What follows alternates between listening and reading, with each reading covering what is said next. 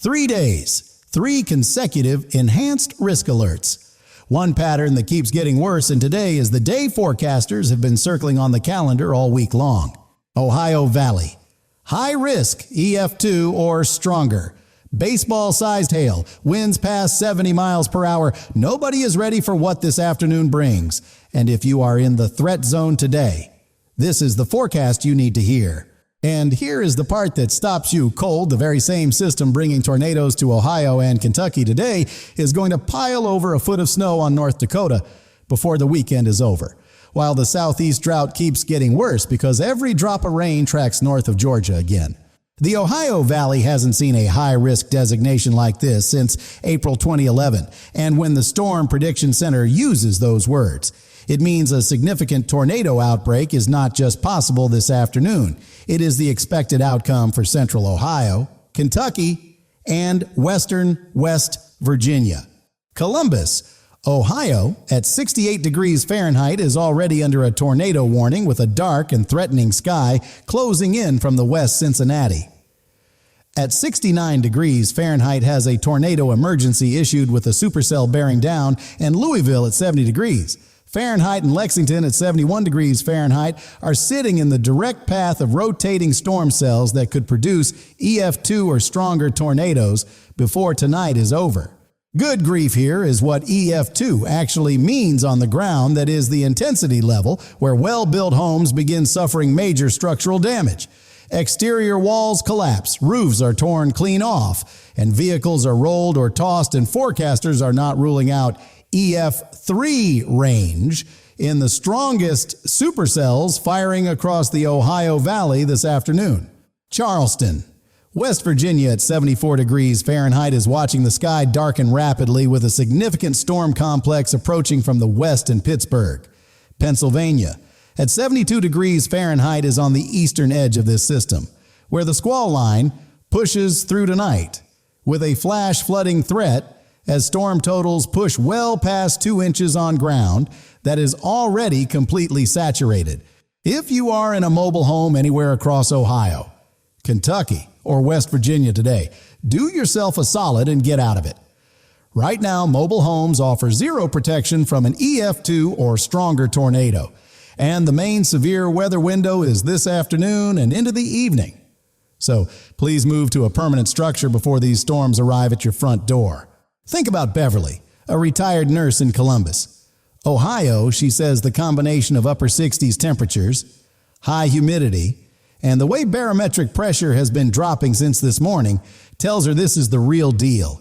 And she's already got her husband, her neighbor, and her neighbor's elderly mother all settled in the basement together. Beverly's approach is exactly right, because when that tornado warning drops for your county, you may have less than 90 seconds to act, and the difference between being in a basement and being in a hallway is often the difference between a close call and a tragedy. Now swing north and east, because while Ohio and Kentucky are dealing with the high-risk tornado threat, the Mid-Atlantic and Northeast are tracking a damaging squall line arriving this afternoon. Washington, D.C. at 76 degrees Fahrenheit feels more like June than April right now.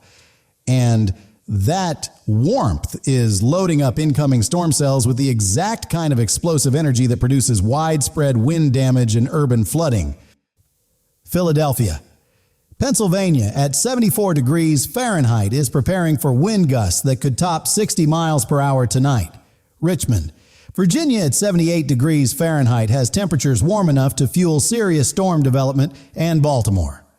Maryland at 75 degrees Fahrenheit is watching that squall line approach with heavy rain, gusty winds, and the potential for flash flooding before midnight. New York City at 72 degrees Fahrenheit has flash flood watches in effect for parts of the metro area, and y'all need to burn this into your memory. If you are in the city tonight, rainfall rates of 1 to 2 inches per hour on already saturated streets can fill subway stations, flood underpasses, and turn highways into rivers in under 30 minutes flat. Down in the southeast, Nashville.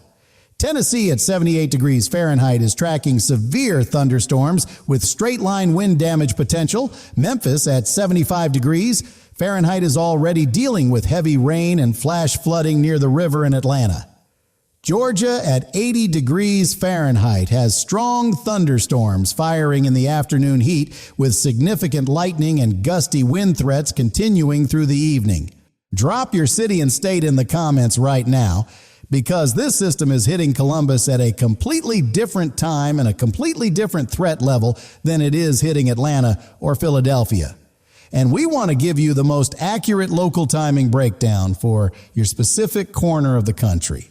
Here's the kicker that most people are not hearing enough about. The squall line sweeping across the Ohio Valley and Deep South on Friday could be a significant severe weather outbreak all on its own, separate from today's tornado threat. And forecasters are watching Friday with a lot of concern. Friday's second low pressure system off the Rockies takes a nearly identical track to today's storm, and when two consecutive systems follow the same path, the second one hits an atmosphere that has already been primed by 24 hours of Gulf moisture surging northward, which is exactly what makes Friday potentially dangerous from North Texas all the way up through southwest Missouri. And here's why you absolutely cannot tune out after today. A third system is tracking behind these two that could bring more heavy rain and severe weather to many of the same battered areas by the middle of next week, with multiple additional inches possible from Texas to Wisconsin through roughly April 15th. Meet Tom, a retired high school coach in northern Illinois. He says the worst part of a multi-day outbreak like this one is not the storms themselves, but the 48 hours before each one, when you just have to wait and watch the radar and hope the track shifts a few miles north or south of your neighborhood. Tom's frustration is something tens of millions of Midwest and Ohio Valley families know all too well. And the good news is that today's forecast gives you plenty of lead time to make the right decisions before these storms arrive. So use that window wisely, rather than waiting for the radar to look scary before you act. Now, here's why you cannot look away from this forecast. Yet the winter weather picture to the north of this system is just as dramatic as the tornado threat to the south. And if you are traveling for Easter weekend across the northern states, you need to hear what is coming before you finalize any road trip plans. Over a foot of snow is now possible in parts of North Dakota, northern South Dakota, and northern Minnesota Green Bay. Wisconsin at 32 degrees Fahrenheit is already tracking a late-season snowstorm warning, and the transition zone across northern Wisconsin and the Upper Peninsula of Michigan is where forecasters are most worried about freezing rain and ice that will make roads genuinely dangerous. Minneapolis at 35 degrees Fahrenheit is sitting in air that feels more like January than April and Marquette.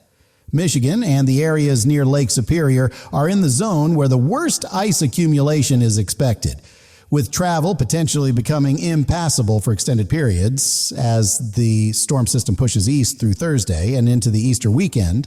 On the fire weather front, and yes, folks, we have tornadoes in Ohio, snow in North Dakota, and critical fire danger in the Southwest, all unfolding simultaneously. El Paso, Texas at 86 degrees Fahrenheit is under an elevated red flag fire warning for a third straight day, with winds gusting over 40 to 50 miles per hour, driving humidity values below 15%.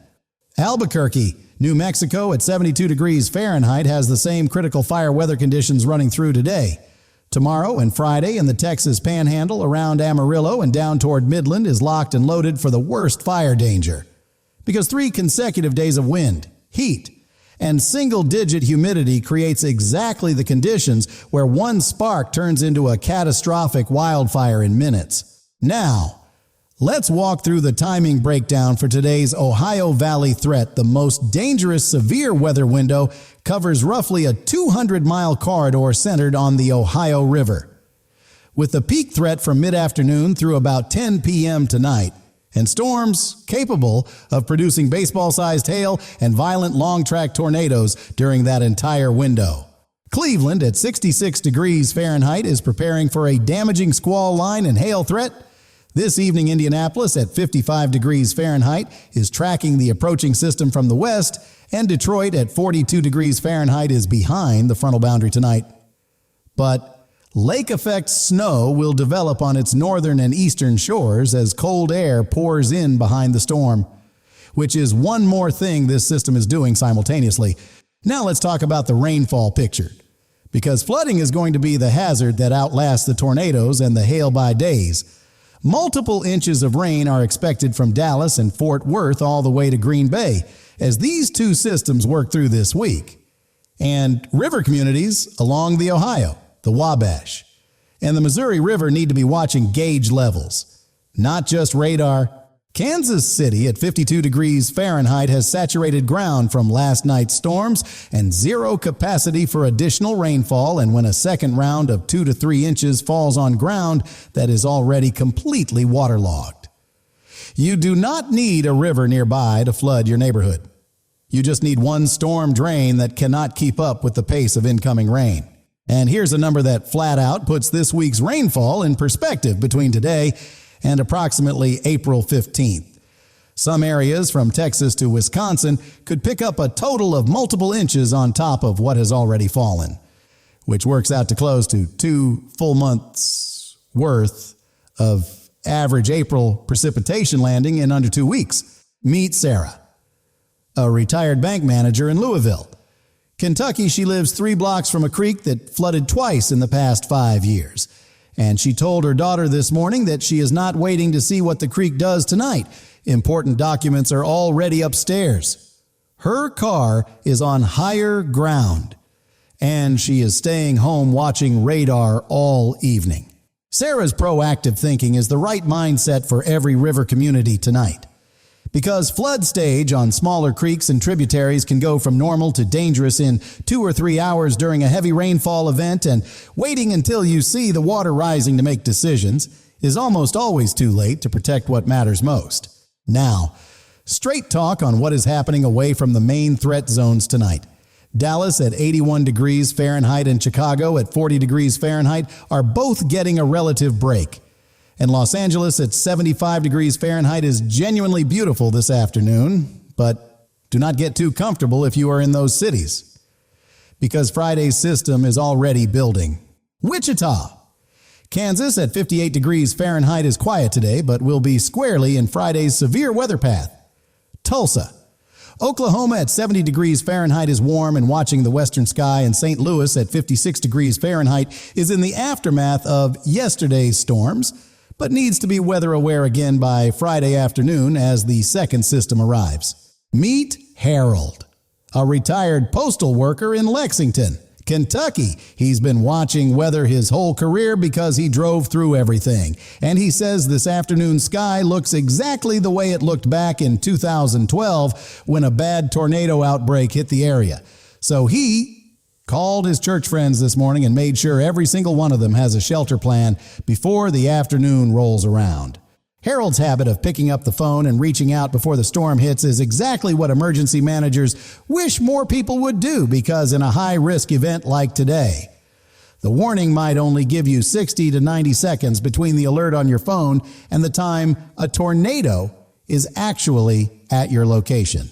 Now let's talk about Saturday and Easter Sunday, because even after Friday's second severe weather day, this storm pattern is not done. And the squall line developing Saturday could push across portions of the Ohio Valley and into the Deep South before finally clearing east of the Appalachians on Easter Sunday morning.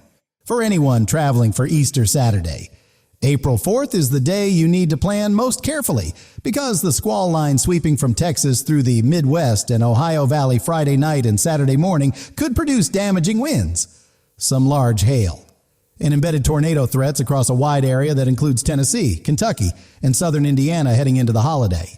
And then after Easter, the pattern does not quietly settle down. Models show Gulf moisture returning by mid-April, with another organized storm system possibly developing around April 10th through 12th that would bring more heavy rain and severe weather to many of these same areas, meaning river flooding concerns are not going away anytime soon. Here's your city-by-city update for the high-risk zone tonight. Columbus at 68 degrees Fahrenheit has active tornado warning. Cincinnati at 69 degrees Fahrenheit has a tornado emergency. Louisville at 70 degrees Fahrenheit has an active severe weather warning. Lexington at 71 degrees Fahrenheit is tracking rotating supercells, and Charleston, West Virginia at 74 degrees Fahrenheit is watching a dangerous storm complex approach fast. For those in the mid-Atlantic tonight, Philadelphia at 74 degrees Fahrenheit, Washington, D.C. at 76 degrees Fahrenheit, Baltimore at 75 degrees Fahrenheit, and Richmond at 78 degrees Fahrenheit are all tracking tonight's squall line with damaging wind gusts, heavy rain, and the possibility of an isolated tornado embedded in the line as it pushes through between this evening and midnight. This is not the night to be nonchalant about the forecast. And for the northern states, in tonight's threat zone, Milwaukee at 38 degrees Fahrenheit, Minneapolis at 35 degrees Fahrenheit, and Detroit at 42 degrees Fahrenheit have lower severe weather risk today.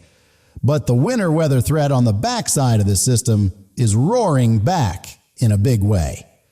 And travel across northern Wisconsin or the Upper Peninsula this week needs to be checked against current road conditions before you leave. Good Lord! The significant tornado parameter values across the Illinois Valley and southern Wisconsin in Thursday's model data showed readings in excess of 6 and 7, which is exceptionally high for any time of year, and tells forecasters that the atmosphere has more than enough rotation, wind shear, and moisture to support multiple long-track tornadoes if the right storm mode develops. Here is exactly what you need to do before these storms arrive. Identify your lowest interior room right now. Make sure every person in your household knows where to go. And put your weather alert app on the highest volume setting so it wakes you up even if the worst of this comes through after dark. A tornado.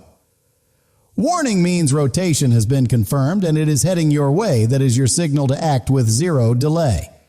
A tornado watch means conditions are favorable and you stay weather aware, and knowing the difference between those two is the difference between having time to prepare and needing to move in the next 90 seconds. Now here's the piece most folks overlook in a day like today. The flash flooding threat is going to linger well after the severe storms have moved through. And Pittsburgh at 72 degrees Fahrenheit, Philadelphia at 74 degrees Fahrenheit, and the entire mid-Atlantic corridor face the most significant urban flash flooding risk of the entire week tonight, as that squall line dumps 1 to 2 inches per hour on streets that have nowhere left to drain. Turn around, don't drown. That is not just a slogan. It is the single most important piece of advice for anyone driving through any of these areas tonight. 12 inches of fast-moving water sweeps a full-grown adult off their feet. 2 feet carries a car completely off the road. And no shortcut or errand is worth that risk under any circumstances. Boston, Massachusetts at 50 degrees Fahrenheit has cold rain and building northeast winds along the coast tonight. Providence, Rhode Island at 52 degrees Fahrenheit is tracking a raw and blustery evening, and Virginia Beach. Virginia at 72 degrees Fahrenheit has rough coastal conditions as that squall line pushes northeast toward the shore. Share this forecast with someone you care about tonight. Text your family in Columbus. Call your sister in Louisville. Reach out to your friends in Pittsburgh who may not have their weather alerts set up, because the folks who get hurt in outbreaks like this are almost always the ones who never got a heads up from someone who cared enough to send it. Drop your city in the comments below, because we have viewers tonight in Columbus dealing with high-risk tornadoes, El Paso dealing with red flag fire warnings, and Minneapolis dealing with lake-effect snow all at the same time. And we want to address your specific situation in tomorrow's update, as Friday's outbreak comes into sharper focus. Here's the full picture heading into this weekend. Today's high-risk tornado outbreak in the Ohio Valley is the most dangerous 12-hour window of the entire week. Friday brings a second enhanced risk severe weather day. Saturday has a squall line pushing east. A foot of snow is possible in North Dakota. And multiple inches of rain stretch from Dallas to Green Bay before Easter Sunday is done. Y'all 3 consecutive enhanced risk days. Over a foot of snow in the northern tier. A squall line roaring from the Gulf to the Great Lakes. A third straight red flag fire day in the southwest. And river communities from Indiana to Missouri bracing for flood stage. That is April 2nd, 2026. And check back tomorrow as Friday's outbreak comes into sharper focus, because this pattern is locked and loaded with no sign of letting up before Easter.